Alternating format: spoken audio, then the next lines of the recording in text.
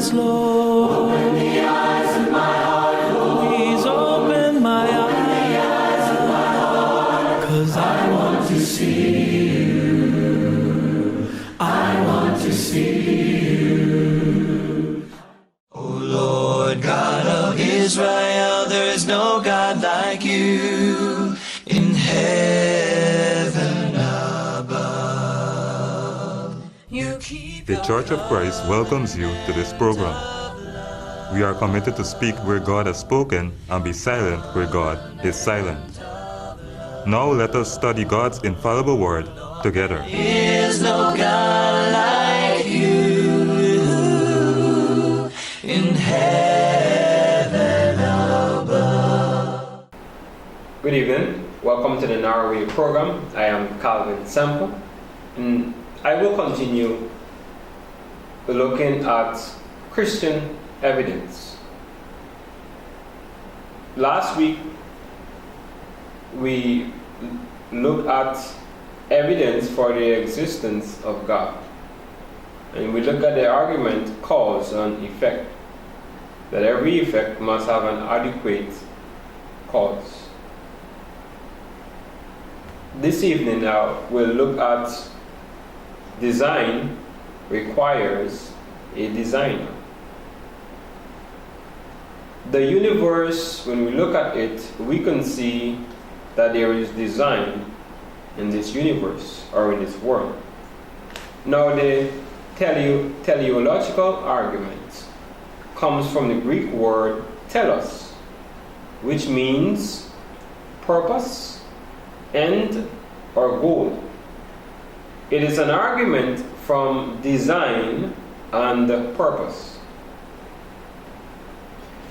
Everything in the universe has a purpose, and everything appears to have been specifically designed to fit that purpose. Since everything has a purpose, and everything is designed to fit that specific purpose, then we must conclude that someone had to design that something for that specific purpose. There cannot be poetry without a poet. There cannot be music without the musician. Also, there cannot be design without a designer. So since when we look at this universe and we find that there is design therein, we cannot conclude that it just appear from nothing, or it just over millions of years, as those who do not believe in creation are saying that this world evolved over million of years. While not directly, the psalmist argued for God's existence in this manner. The Bible assumes this to be the case, as the psalmist wrote concerning the God of the Bible. In Psalm 104, verse number 14 and verse 15, this is what the psalmist said. He causes the grass to grow for the cattle, and vegetation for the service of man, that he may bring forth food from the earth, and wine that makes glad the heart of man, oil to make his face shine, and bread which strengthens man's heart. What we find here that the psalmist is saying is that grass were made for a purpose, for the cattle. And he also said that the vegetations for man. The point is that what God created, or what is made, was made for a purpose, a specific purpose. And what that proves is that someone had to make the grass for the specific purpose. We cannot conclude that grass just appear and it just happened that cattle eat grass. The biblical writers saw God behind the intricate or the complex design and balance of the universe. Let us further consider the book of Proverbs. And let's go to Proverbs chapter number 20 and verse number 12. And this is what Solomon said. The hearing ear and the seeing eye, the Lord has made them both. What is the purpose for the ears? It is to hear. What is the purpose for the eyes? To see. So the ear is made for a specific purpose as well as the eyes. Now, why would we want to conclude that the eye or the eyes on our body just happen to be where it is? Over just chance that it happened to be where it is. Or why we want to conclude that the ears is to hear, but that just happened to be over a period of time, period of years. That does not make sense. But what the proverb said makes much sense. That the ears were made to hear, as well as the eyes were made to see, and they were made by God. So we can see that both the ears and the eyes were made with purpose, to hear and to see. And someone had to make them that way. And the proverb said, the Lord has made them both. The design of the human body is created by God and also is credited to God. The psalmist also noted how wonderful and how beautiful the human body was constructed. He gave praise to God for such a marvelous creation. In Psalm 139 and verse number 14, the psalmist said, I will praise you, for I am fearfully and wonderfully made. Marvelous are your works, and that my soul knows very well. The psalmist said that when he considered the body, it is wonderfully and fearfully made. This did not happen by mere chance, that man came from some animal over a million of years and we are what we are today. The psalmist did not reason it that way, but he said that God is the one who made the human body. The human body is so complex. So many parts or internal organs that are placed in a specific area to do a specific purpose. Each organ in the body carries out a particular function.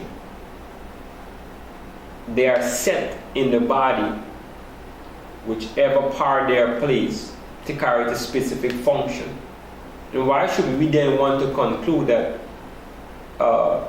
God is not the creator of the human body? There is a magnificent or wonderful harmony in the universe. When we consider the universe, the order and design we see everywhere tells us that the creator is not disorganized, or that he does things some sort of random way. The creator has a purpose in everything that he does. God didn't just make things for making them sake. Everything that God made is for a purpose. And we can see that in our universe when we consider how wonderful our universe is designed. From the most distant objects in space to the minute or tiny material detected by the microscope, we find order and design. In other words, that is simply to say that everything that we can see that were made has a purpose and was designed. So if we have design, we must conclude that there is someone who designed the way it is.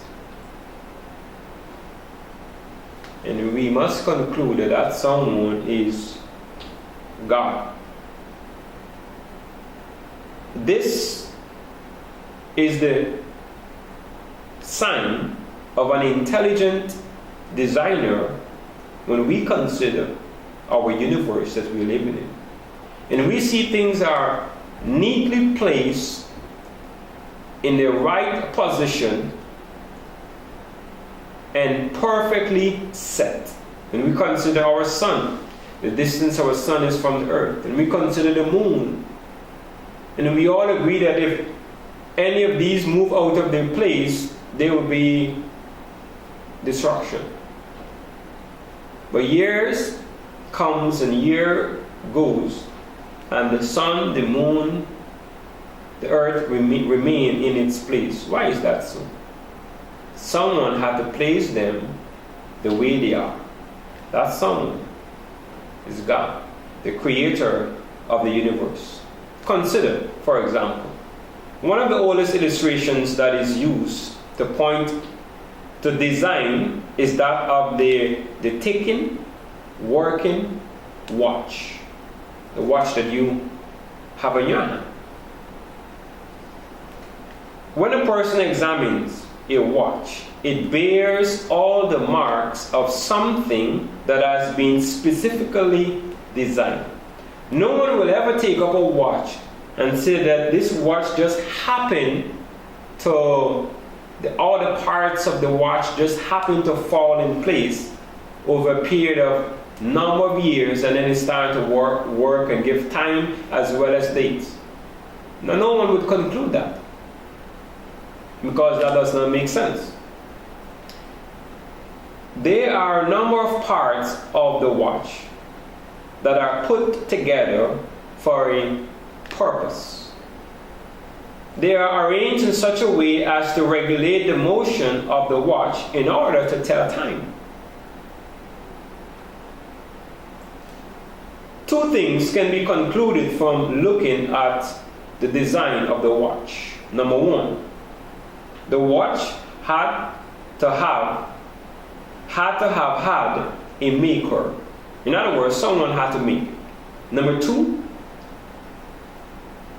the maker had a purpose in mind when designing that watch. So those two conclusions must be drawn when we look at our watch that we wear every day on our hand. We make those conclusions even though we have not, we never saw the watch being made, never saw the watchmaker, or have no idea how the work could be done. Yes, still we are able to determine that the watch was designed and it was made by someone. We can determine this because of the end result of the watch.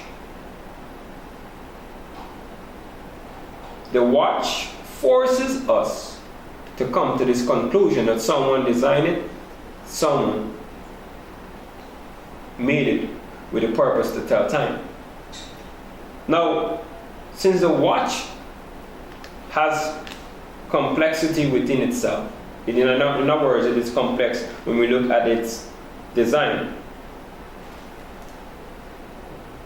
how much more is the person who wears the watch. In other words, since we would conclude that the watch has design, therefore someone had to make it the way it is made. And we all would conclude and we all would agree that someone made the watch. What about the person who is wearing the watch? Who is much more complex than the watch? The point that I'm making is that design requires or demand a designer. Now, the belief in a designer is not affected by the fact that we did not see him. Speaking of the universe, we see design in the universe. So not because we did not see the one who made the universe, or we did not observe him making the universe, that does not mean that this universe made itself. The same way that perhaps you and I have never been around when a watch was making, or we've never perhaps seen the process of the watchmaking, but we can conclude that someone made it. The same way we can conclude that someone made a watch, the same way we can conclude that someone made the universe, because there is complex design in this universe. And so we cannot conclude that the universe made itself or just appeared from nothing. Now, there is something else which we must appreciate as well. Although a watch demonstrates design, when we also consider our universe, which we see design in it, we must agree that someone made this universe. And we must come to the conclusion that that someone that made this universe that we are living in is God, the Creator. The value of the teleological argument is that it demonstrates that some intelligence made the universe in its present form. The universe is too complex in design to have randomly come together. Chances does not explain the intelligent design that we find everywhere. It is too hard for us to imagine that the marvelous design of everything in this universe is a product of mere chance. Consequently, the argument from design gives evidence of the existence of a creator, as well as the telling of his purpose in his design. Please stay with us. We'll be right back. Are we teaching the truth in love? We take this break to let you know what one must do to receive the heavenly gift of salvation. One must hear the good news of Jesus Christ, believe that good news, repent of his sins, confess the Lord Jesus Christ and be baptized. The Lord adds those who are being saved to his church. We are also offering World Bible School courses for free. Please send your name and mailing address and we will send you the courses. We will let you know our contact information at the close of the program. The Narrow Way now continues with questions and answers. Cause he was teaching the truth in love. Welcome back to the Narrow Way. At this time we're going to have questions and answers. As you were speaking about complex design, my understanding of complex is that where you have many parts. Yes. Where you have some might be bigger than some might be smaller than some, different kinds of shapes and so forth. But yet all of these complex parts are put together before you have something that is functional. Okay, like I'm thinking, you may have all the parts that are required to have a car, but that doesn't necessarily mean that you have a car. Right. Go ahead. Yes, because you have the parts there, but it is not, the car is not functioning. So you have to have someone now who is able to place or assemble these parts in its right position so that it is able to become functional.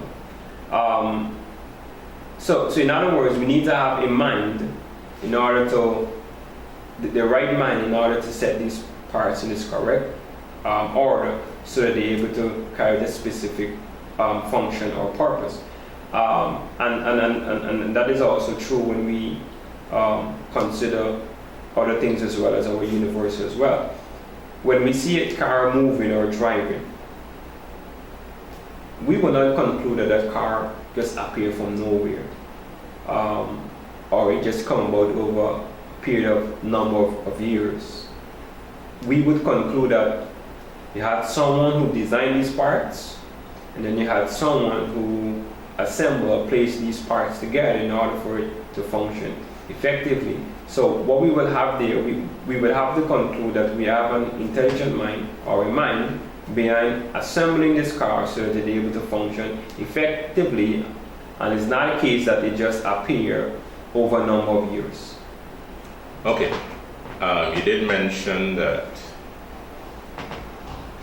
there has to be a mind behind the assembling of the complex parts in order to have some kind of a functional machinery. Now, my other question is, does a mind exist in a vacuum? No, the mind has to exist outside of the vacuum. And that is in order for, let us say, in order for let's speak of the car. Okay, what I'm trying to get at, it's either the mind is in an intelligent being or by itself in a vacuum. That's what I was actually getting at. Right. Now, of course, the mind must be intelligent. There must be, when we consider, again, using by the same example of a car, there are a number of parts, different sizes and shapes and so on and so forth. There must be intelligence in assembling those parts together in order for it to function effectively. And so the person or the one who assembles the car must be able to know that, okay, all of these parts have to go X and Y.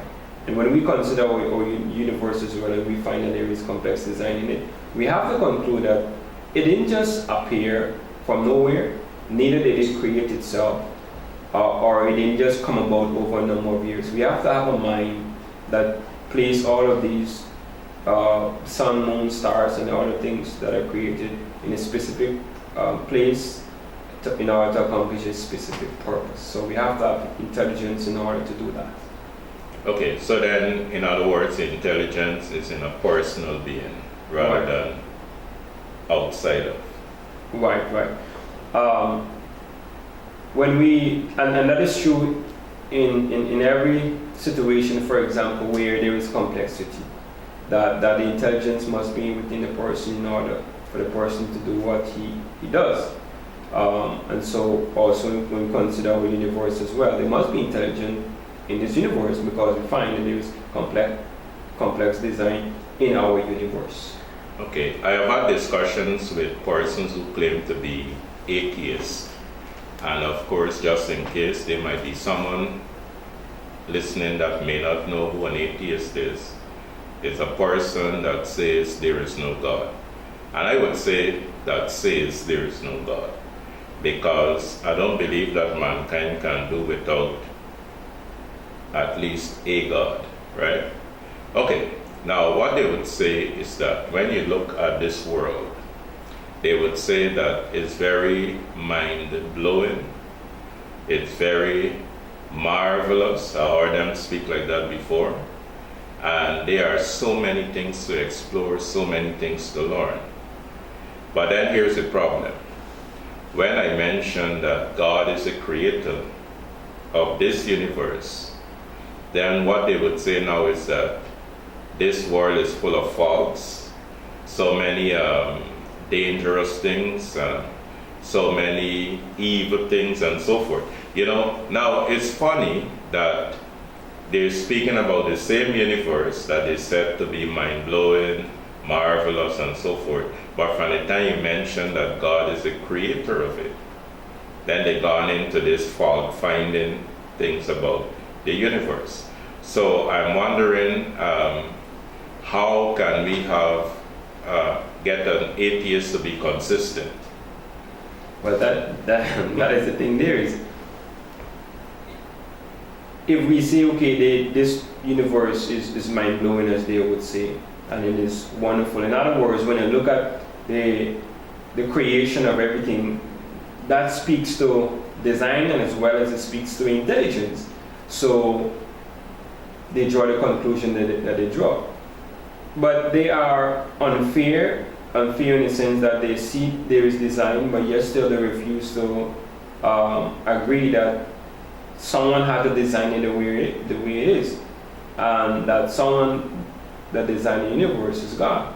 So they are unfair in that way, and they, or even say that they are biased as well.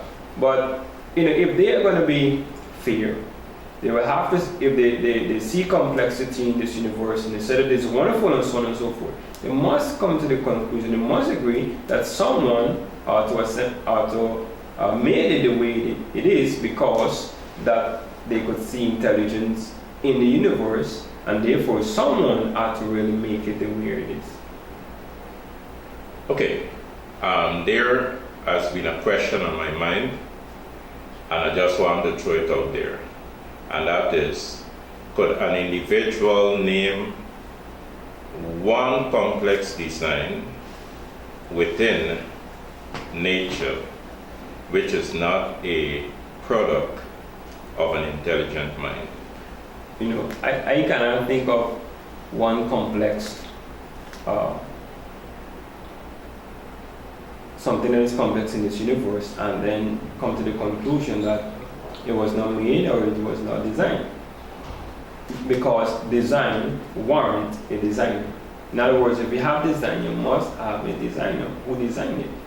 And so we cannot say that, there is complexity in the watch, and at the same time say that the watch, no one made the watch, it made itself or just appeared from nowhere. I mean, we would say that that person does not have understanding who would draw such a conclusion.